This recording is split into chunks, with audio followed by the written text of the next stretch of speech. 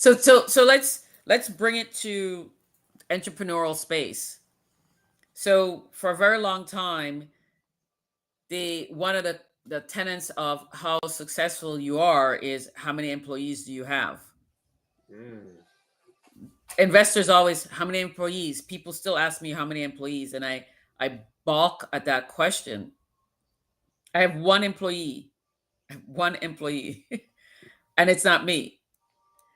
And the reason why I say that is that with AI, you don't need a lot of employees. So if you are running an efficient and effective company in 2025, your thing should be that your number of employees should be very low.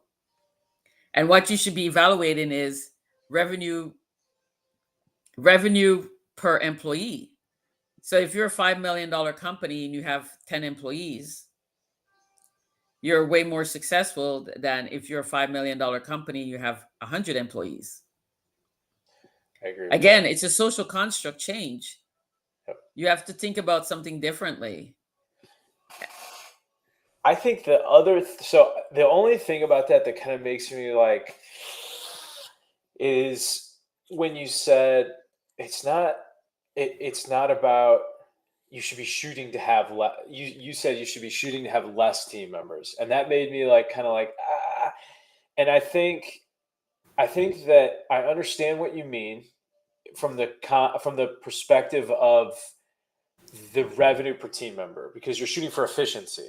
Any team member you can take, almost any team member you can take, enhance with artificial intelligence or teach them how to use artificial intelligence, and they can produce at a much higher rate than they ever were before. Meaning, what you should be looking for is not how many team members do I have, but really how effectively am I utilizing my team. I agree with that at its core. And I think if I were to like add my own shade of I'm gonna say green to it, it would be that you shouldn't, if you have team members, you shouldn't be looking to remove them, but you should be looking to figure out how to capitalize on the extra time that they have. So I completely agree with your perspective there. And my addition of color is when you are more efficient, there's an additional surface area set of things that could be done with that extra time, and more money can be made in those spaces that the AI blockers are kind of creating for your humans to make things happen. So that would be just my little like and then putting that in there. Well, that's excellent, and that's exactly how we position our solution.